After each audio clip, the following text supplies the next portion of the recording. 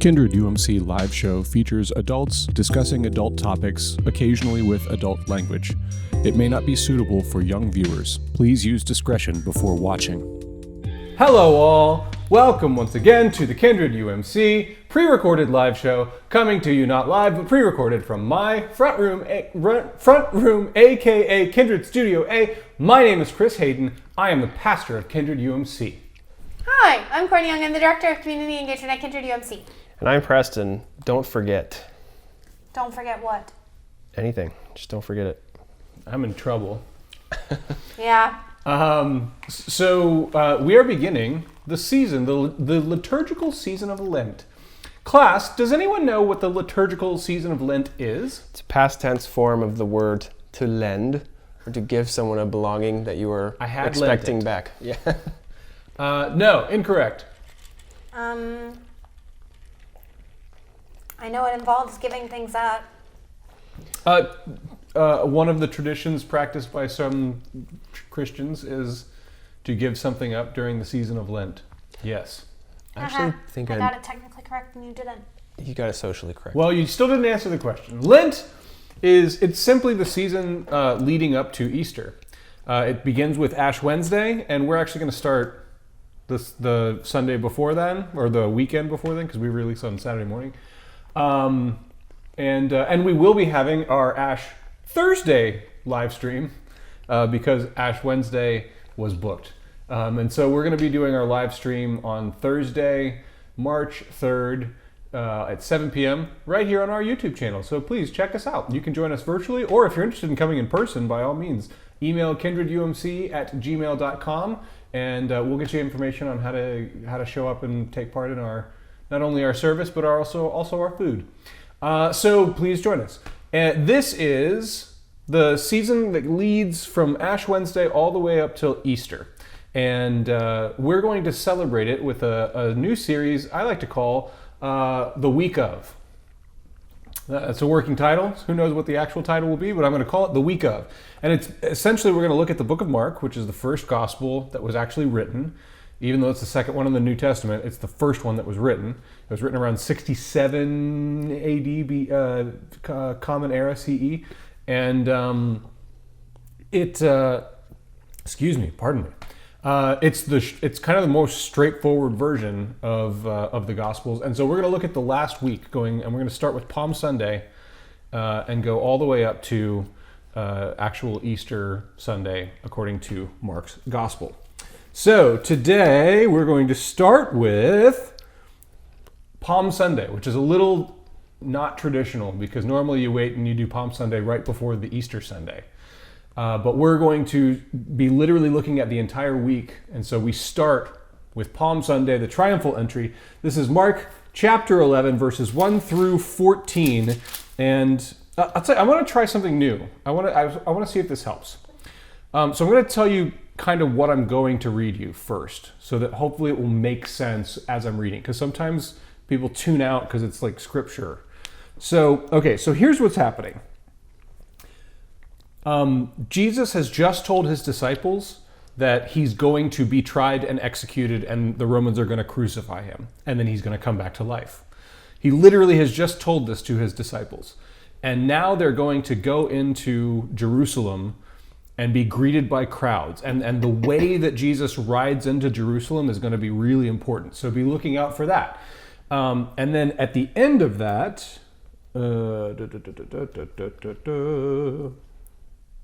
I'm sorry, I think I have the verses wrong. We're only going to read to 11. This is all about how Jesus rides into Jerusalem and how he is greeted by the people of Jerusalem.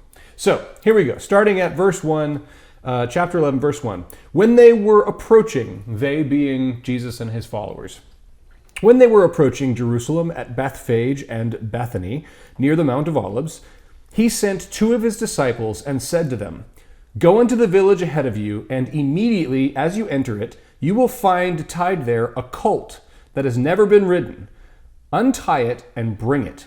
If anyone says to you, 'Why are you doing this?' just say this, 'The Lord needs it, and will send it back here immediately.'" They went away and found a colt tied near a door, outside in the street. As they were untying it, some of the bystanders said to them, "What are you doing, untying the colt?" They told them what Jesus had said, and they allowed them to take it. Then they brought the colt to Jesus and threw their cloaks on it, and he sat on it. Many people spread their cloaks on the road, and others spread leafy branches. That's why we call it Palm Sunday, because they were spreading palms on the road. Leafy branches that they had cut in the fields. Then those who went ahead and those who followed were shouting, "Hosanna! Blessed is the one who comes in the name of the Lord. Blessed to the coming kingdom of our ancestor David. Hosanna in the highest heaven." Then he entered Jerusalem and went into the temple. And when he had looked around at everything, as it was already late, he went out to Bethany with the 12. So how does Jesus enter the streets of Jerusalem? Waving palms. Well, he's not waving palms. He probably catches a few. How does he enter, though? Because how he enters, the answer to that question is the answer to why were they waving palms and laying down their cloaks in front of this colt, in front of the donkey that he's riding. A baby donkey. Yeah. So how did he enter? On a baby donkey. On a baby donkey. Yeah. Here's why that's important. A little bit of history, a little bit of background. About 500 years before this was written, there were two prophets that were, one was called Haggai and one was called Zechariah. And they're books in the Old Testament. You can go back and read them right now. 500 years before this. Now, the reason that that's important is because those two books were basically written in a time after the torn apart kingdom of Israel was being allowed to return to Jerusalem again. The temple had been destroyed by Babylon. They had been conquered by multiple different countries, and they went from the highest country in the world to the low, just decimated. Zechariah and Haggai, both of these prophets, wrote at about the same time, and they were both of them advocating for Israel to rebuild the temple. And they were saying, we have to rebuild the temple because God is coming. God is coming back. God's returning to his people. Now here's what's important. Haggai and Zechariah described the returning of God in two very different ways. Haggai said, God is coming with a sword in his fist. He's coming furiously and vengefully to destroy all of his enemies and all those who doubted him. So you better look out because God's coming. And he's going to destroy you if you don't cooperate. If you don't build the temple, you're an enemy of God. And people who destroyed the temple, they're enemies of God, and God's going to come with a sword in his fist and he's going to destroy them. Zechariah said, this is why it's important, his description of the returning of God, he said, God will return humbly riding on a colt. And he will not come with fiery vengeance and a sword in his fist, but he will come to restore peace. He will come to bring mercy and grace. And there was debate about which version of the returning God would take. There's this debate about what kind of return God's going to make when he finally comes back for his people. So now, Jesus makes this statement.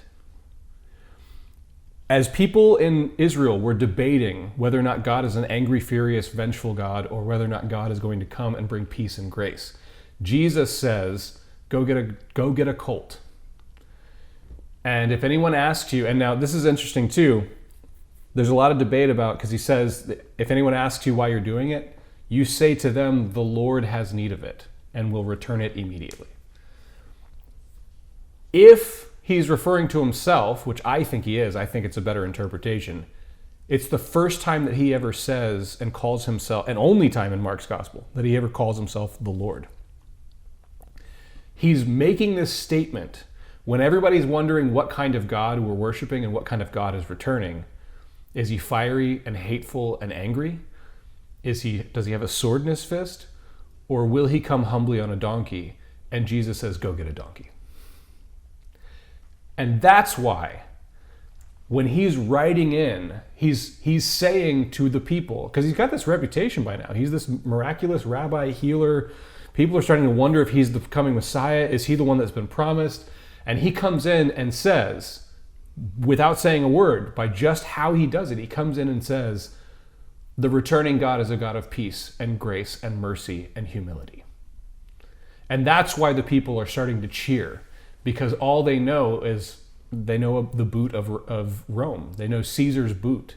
They know a vengeful Lord that lords over them. And that's why they start putting palm branches, because that's what you would do when Caesar comes. It's a way of showing honor. They would throw their cloaks on the ground and throw palm branches on the ground. And they're showing Jesus signs of lordship because they are relieved that God is coming as a humble God on a donkey and not with a sword in his fist. So, I want to ask you, have you ever deserved something bad? And when have you been shown mercy and grace? Every single day at work. Oh, really? As anybody else knows, when those first few months of a new job, given you've done the work before, it's familiar to you, but it's just a new environment. You've got to learn who the people are. You've got to learn who's nice and who's not nice. You've got to learn social interactions. You've got to learn how their email works and how this works and how that works. So the mercy shown by like management or like higher ups who are seeing every single thing you're doing while you kind of think it already, but you're not fully aware. So saying, I'm so sorry I missed this deadline, or I underperformed, or I overanalyzed and I spent too much time doing this, for somebody of a higher up position who's been there for years to say, no problem at all. We can fix this in less than the amount of time you took to try to fix it. Going forward, let's try to fix it next time. Yeah. That olive branch extension is bigger than I mean, even what I put on it, as just a huge act of like, you're going to be okay. You're freaking yourself out more than anyone else is going to react to this. Yeah. How about you, Courtney? Have you ever not gotten what you deserved in a good way? I mean, yeah, I would say similarly to Preston, just transitioning into new roles and learning that it's okay to make mistakes and it's safe to like mess things up, and you don't have to be perfect all the time. I think a lot of times, like, I put a lot of pressure on myself to do everything perfectly and correctly and 100% right the first time, and then feel immensely guilty. And then, like you were kind of talking about with the olive branch extension, like being given that and realizing like, oh no, like I'm a human, I'm expected to make mistakes. Like that's okay. Like that pressure can be off a little bit. And for someone else to double down and go, there's not even an olive branch here, it's just decency. Yeah, exactly. Which you're not used to in other jobs when you're younger and you're kind of getting beat up for being a kid working at a place with adults, blah, blah, blah, blah, blah. And now being older and still feeling the kid feeling, while the other people are around your age or maybe younger than you that are managing you. I'm not sure that ever goes away. No. Well, I think because I often feel like I'm winging it, and I'm just turned 39. I'm about to be 40 next year, and like that's like a grown up. I'm like a grown up, you know. But I often feel like I'm just winging it. I'm just doing my best here and trying not to screw it up, and hopefully it works and hopefully it'll go good. So one of the stories that I was thinking about when I was, preparing for this, the patron saint of John Legg, patron saint of Kindred UMC, John Legg, he was my youth director. And I remember there was a time we were at a theme park, and, we always do the, like, my watch says 3:15, your next check-in is at 5:30 according to my watch. Be here before 5:30.